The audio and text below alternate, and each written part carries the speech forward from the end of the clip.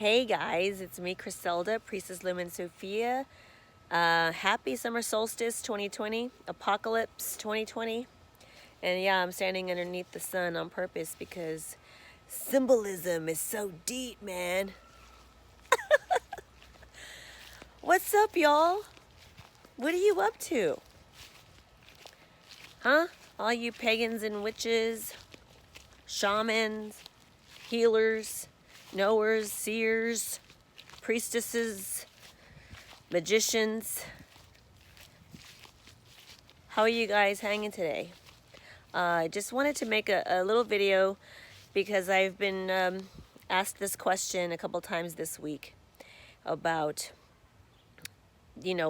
false light versus real light, and what does all of that mean? People are hearing that sort of tossed around on social media when they follow different people. They ask me, you know, who should they follow? What should they do? How do they know if they're full of shit and so on? Well, you know, to answer that question I have to ask a question. How much do you think you know yourself? How well do you know yourself? And I don't mean like what's your favorite color, what's your favorite beverage or alcohol or whatever. You know, where do you like to vacation? I mean, I'm not talking about things like that. I know myself. I know that I'll kick so-and-so's ass if they tell me. No, I'm not talking about that kind of shit. I'm talking about, how well are you in touch with your weaknesses? How well are you in touch with your neurosis? How well are you in touch with your trauma and why you have this trauma? Are you, how well are you in touch with all of these things that are scary to know about yourself? Do you ever question your assumptions? Do you know why you assume the things you assume about a group of people, about someone, about something, about anything at all? So do you ever think of these things, right? In New Age circles, this is called your shadow. And I really hate saying that because it's so cliche now. Shadow work. There's always some lady with crystals around talking about shadow work and speaking from this place with the fountain in the back or something like that. It's like, oh God. It's not my style.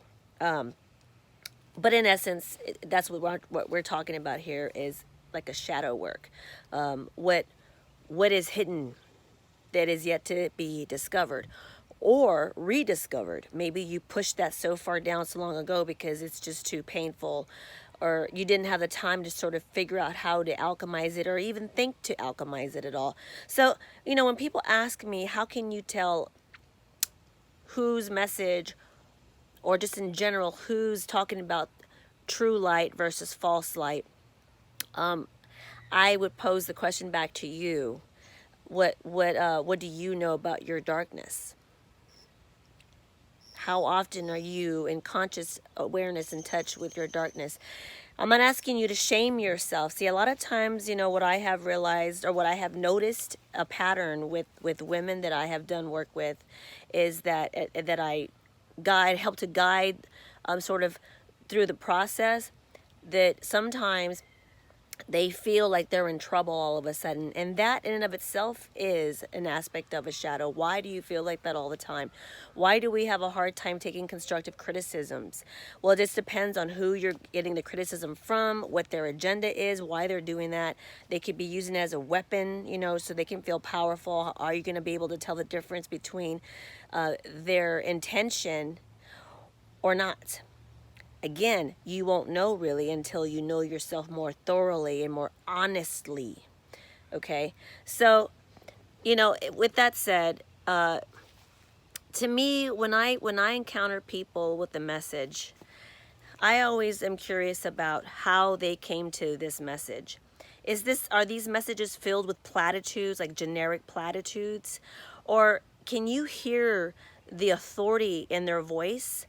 Because they have walked through layers of fire and have throughout their life, gone through many doors of fire that continue to open. Because just because you go through something once doesn't mean that now you know it all. This is a lifetime process. Don't trust anyone who continues to use one episode in their life that happened a long time ago as a reason that they suddenly are an authority in something. You have to test people's knowledge, and also people who are not afraid to admit they don't know. Who can say that clearly with their feet on the ground, without any shame, without feeling like they look embarrassed, but owning, I don't know. Tell me about that. I don't understand it. I want to understand it.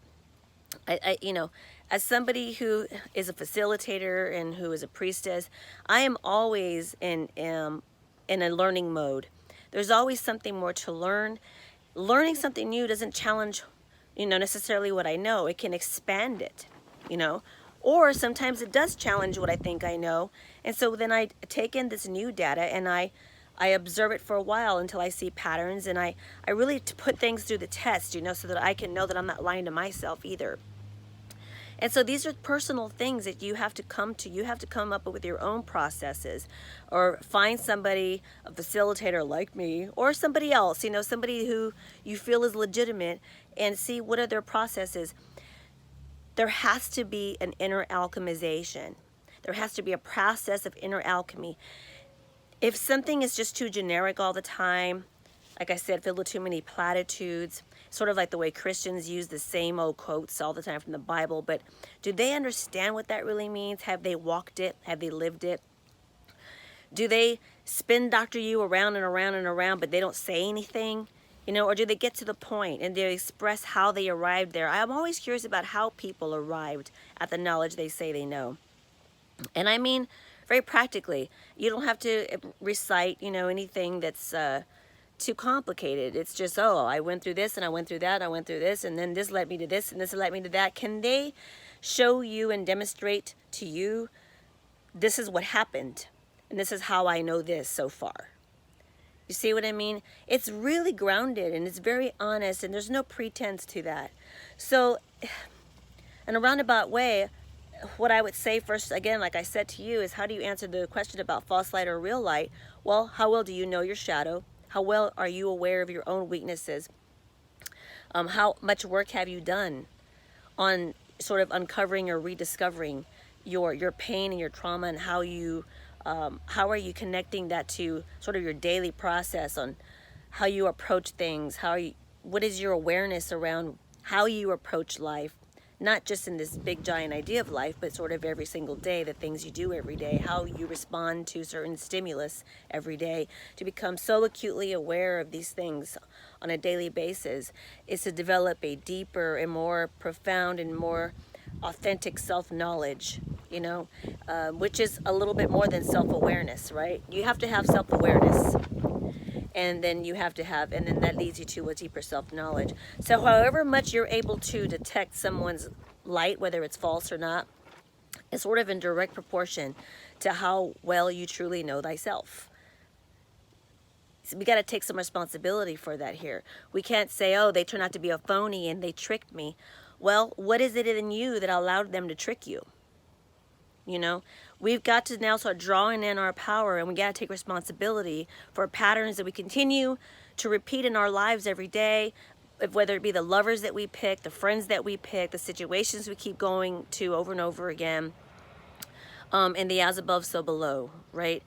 We have to start to draw back in and be like, how is this my fault? Not in a way where I'm going to mea culpa and shame myself and beat myself to death because of it, but just as like a scientist, like a spirit scientist, what have I done? Let me look at this data and then let me assess. You don't have to judge yourself. You don't have to shame yourself. Just observe your own behavior, right? I'll always say that. I'll always tell people to go back to yourself. How well do you know yourself? Well, if you're still not sure, that means you have some more excavating to do. And I'd like to talk about that today as, the false light versus the real light, because it's the summer solstice, and today's the longest day of the summer. This is the most that the sun will remain in the sky, so this is going to be the day that's filled with the most light. And I figured today was a good day to talk about light, because I have been getting a lot of questions about this. So, and one more thing before I go, I just wanted to make a quick video. I don't want this to last forever. But one thing I want to say before I go is, start today in unpacking your your questions, things that you've always been afraid to ask, just in general, and especially yourself, things you've been afraid to admit. Now's the time to confess them in the light of day, right? Because once you expose what's been hidden in the darkness to the light, it's no longer scary. It's while it's hiding that it remains haunting. Isn't that the truth? All right, guys. Thanks for listening. And Merry Summer Solstice. Happy Summer Solstice to all my witch sisters and brothers out there. And everybody who is working hard to dig in the dirt and rediscover your own light within so that you can see and identify the light without. All right. Talk to you later. Bye.